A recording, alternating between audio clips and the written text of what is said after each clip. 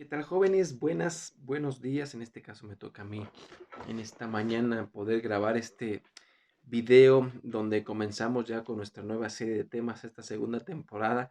Si bien yo sé que estás acostumbrado ya ahorita a ver series y que haya nuevas temporadas, también nosotros como maestros tenemos nuevas temporadas y esta es nuestra segunda temporada.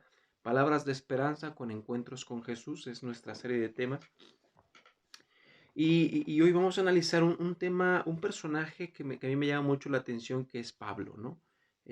Pablo es un personaje bíblico, si bien esta enseñanza es con el objetivo de llegar a los jóvenes, pero no solamente a los jóvenes, sino a personas que jamás han escuchado de la Biblia, de la palabra de Dios, y queremos pues compartir un poco al respecto. Nosotros creemos que esto es la palabra de Dios, de eso estamos convencidos, pero también es un libro histórico.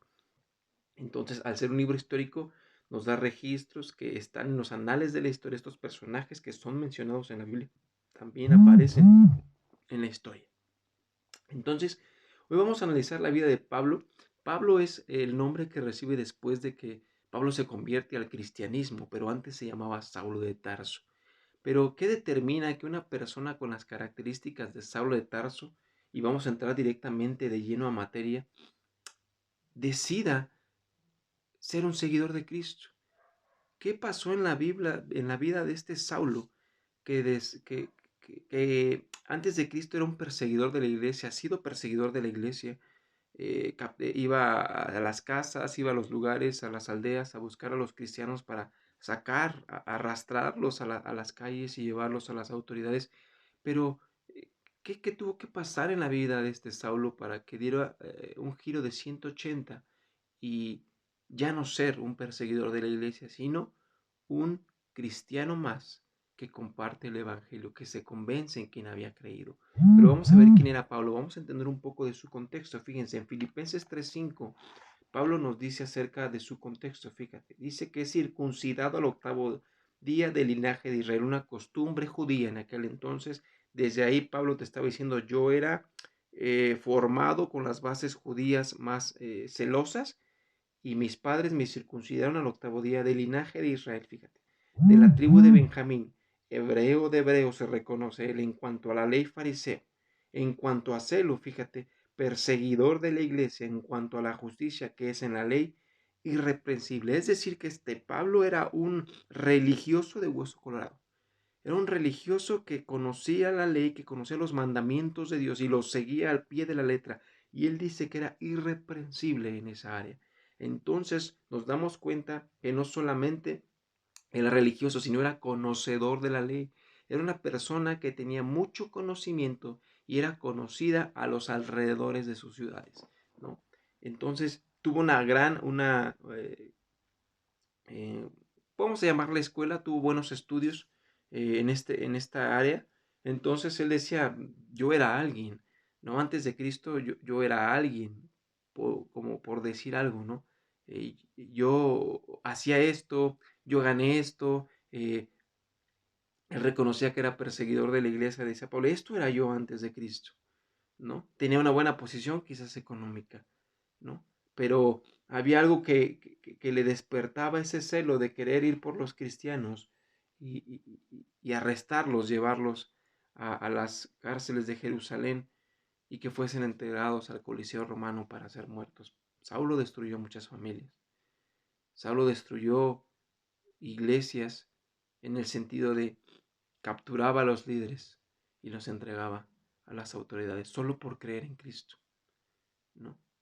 Ese personaje siempre le causó algo en su mente: escuchar hablar de Jesús, escuchar que Jesús era Dios, escuchar que Jesús murió y que Jesús resucitó. ¿Cómo era eso posible? ¿Cómo es que Jesús había muerto y había resucitado? Pablo decía: ¿cómo pueden estar compartiendo eso? El único que tiene poder sobre la muerte es Dios mismo. Entonces, Pablo estaba, en ese momento, Saulo estaba diciendo: si Jesús dijo que iba a morir y resucitar, entonces Jesús estaba haciendo igual a Dios.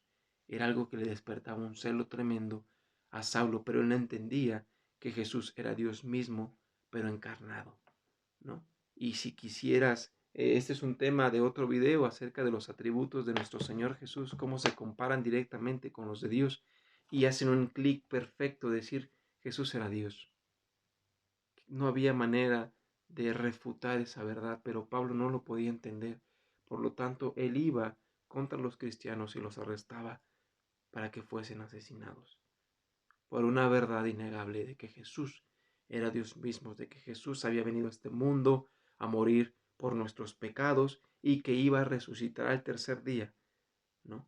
E iba a ascender a los cielos. Y eso ocurrió, a tal grado que el cuerpo de nuestro Señor Jesús pues no está en la tumba, ¿no? Cristo vive, es una verdad innegable, pero Saulo no lo entendía. Saulo quería ir contra los cristianos por esa verdad que se reflejaba. Entonces, Pablo narra su conversión, pero una persona tuvo que venir a su vida para que transformara su manera de pensar. Un encuentro que cambió y determinó su vida es el mismo que este mundo en el que vivimos ha tenido, que es el encuentro con Jesús, e impactó a la historia, de tal manera que se dividen antes de Cristo y después de Cristo. Impactó mi vida. Antes yo nací en hogar cristiano, mis papás son cristianos, pero eso no significa que yo sea cristiana. Yo decidí aceptar a Cristo, yo me convencí de que esto era la verdad, ¿no? Y cambia tu vida totalmente, da un giro a 180 grados, de tal manera que tu manera de pensar cambia. Pero ¿qué persona logra hacer eso? Jesús. Y fíjate cómo le ocurrió a este Saulo. Fíjate, Saulo respiraba amenazas en Hechos 9 y muerte contra los discípulos del Señor. Vino al sumo sacerdote, fíjate, le pidió cartas para las sinagogas de Damasco. Antes de que se le apareciese Jesús, él iba por más cristianos, a fin de que si se hallase algunos hombres o mujeres de este camino, cristianos, los trajese presos a Jerusalén. Mas yendo por el camino, aconteció que al llegar cerca de Damasco, repentinamente le rodeó un resplandor de luz del cielo, y cayendo a tierra, oyó una voz que le decía: Saulo, Saulo, ¿por qué me persigues? Él dijo: ¿quién eres, Señor? Él cayó a tierra de su caballo, cae a tierra y dice: ¿quién eres? Y Jesús le responde y le dijo: yo soy Jesús, a quien tú persigues. Dura cosa te es dar coces, golpes, patadas contra el aguijón. Él, temblando, temeroso, dijo: Señor, ¿qué quieres que yo haga? Él le dijo: levántate y entra a la ciudad, y se te dirá lo que debes, lo que debes hacer. Pablo, en ese momento, en el camino a Damasco, a ir por más cristianos, Jesús lo detiene y le aparece. Y ya no vemos un Saulo desbocado en emociones, no vemos un Saulo enojado, vemos un Saulo completamente manso y humilde delante de la voz de Jesús. Eso solamente puede hacer Jesús en tu vida, cambiar tu carácter. Y lo está haciendo con Pablo. Pablo reconoce la voz a quien estaba persiguiendo, Jesús mismo. Y Jesús, en vez de darle juicio, Jesús, en vez de hacerlo pagar por asesinar a cristianos, le da una oportunidad de cambiar su vida, de cambiar su mente, de aceptarlo en su corazón, de reconocer que Jesús es Dios, que Jesús murió, que Jesús resucitó y que está preparando morada para nosotros en el cielo. ¿Cuál era la condición? Aceptarle, reconocer que Él había hecho todo eso, reconocer que Él le había fallado, reconocer que Él estaba haciendo mal delante de Él, pues Él vino a morir por sus pecados. Y Jesús le dice: reconoce mi voz y ve a este lugar que se te determina. Solamente Jesús puede hacer que una persona iracunda, una persona celosa, una persona religiosa, una persona con tantos planes, con tantos logros, pueda dejarlos a un lado y seguirlo.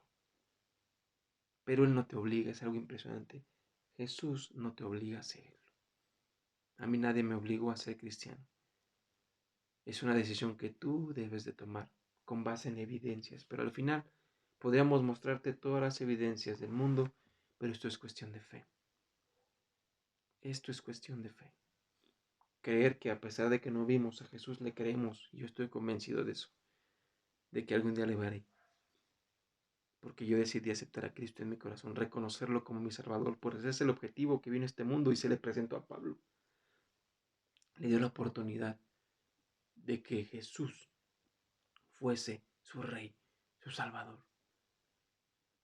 Y las palabras de esperanza que le da son las siguientes. En ese momento Jesús le habla en visión a Ananías. Y Ananías dice: oye, ¿cómo quieres que vaya yo con Saulo? Saulo es un asesino. Y fíjate lo que le dice en el versículo 15 de Hechos 9. El Señor le dijo a Ananías: ve, y estas son las palabras de esperanza, porque instrumento escogido me es este, para llevar mi nombre en presencia de los gentiles, los que no conocían de Jesús, los que no son del pueblo de Dios, los judíos, para que lleve mi nombre en presencia de los gentiles y de reyes y de los hijos de Israel. Tienes un propósito con Jesús. Tienes un propósito en esta vida cuando te acercas a Jesús. Tu manera de pensar cambiará.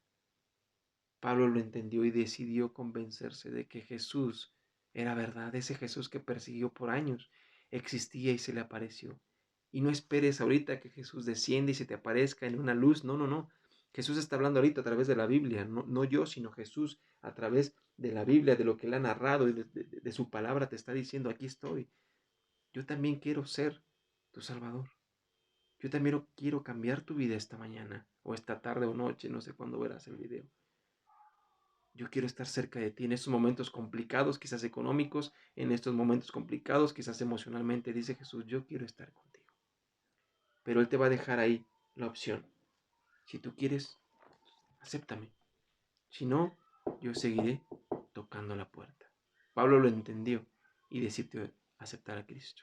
Reconocerlo, y si quieres estudiar más a Pablo en profundidad, lee la Biblia, lee sus cartas y vas a ver el impacto que llega a tener Jesús en la vida de una persona que se convence. Pero si ese es tu caso, que nos escuchas por primera vez, yo te invito a que le pidas a Dios en oración que entre a tu corazón y que cambie tu vida. Nosotros ya lo hemos hecho, los que compartimos esto ya lo hemos hecho. Pero si tú nunca lo has hecho, te voy a pedir que ahorita vamos a cerrar con una oración y que repitas conmigo en tu corazón que Cristo entre. Y a nuestros jóvenes, después de esta oración estaremos terminando, esperemos pronto verles en la iglesia. Sigan adelante, sigan creciendo, sigan esforzándose. Les mando un saludo, vamos a terminar con esta oración para todos aquellos que quisieran pedirle a Cristo que entre a su corazón. Jesús, gracias te doy por haber muerto por mí, gracias te doy por haber venido a esta tierra. Te pido que me ayudes. Entiendo que te he fallado, entiendo que he vivido para mí, entiendo que he hecho cosas que no te agradan y te pido perdón por ellas. Sé que has muerto por esos pecados, sé que has muerto por mí para darme un lugar en el cielo. Te pido que entres a mi corazón y que lo cambies. Te pido que entres a mi vida y me ayudes a crecer, a aprender más de ti. Ya no quiero ser igual. Gracias, Jesús, por entrar a mi corazón y por hacerme una nueva criatura. Amén. Esa es la oración modelo, no es la oración que te tiene que hacer siempre, solamente se hace una vez y para siempre. Si tú hiciste esta oración, Cristo está en tu corazón y te va a ayudar a crecer. Si tienes alguna duda, contáctanos, dale clic a la campanita, suscríbete, déjanos un comentario ahí, por ahí va a estar, y con mucho gusto nos contactaremos contigo. Te mando un saludo, universitario, les mando un saludo. Este es el primer personaje, nuestros demás maestros estarán abordando otros encuentros con Jesús con palabras de esperanza. Joven, tienes propósito en esta vida, cúmplelo, cumplamos ese propósito que Jesús tiene para nosotros, por el cual vino a morir. Les mando un saludo, hasta luego.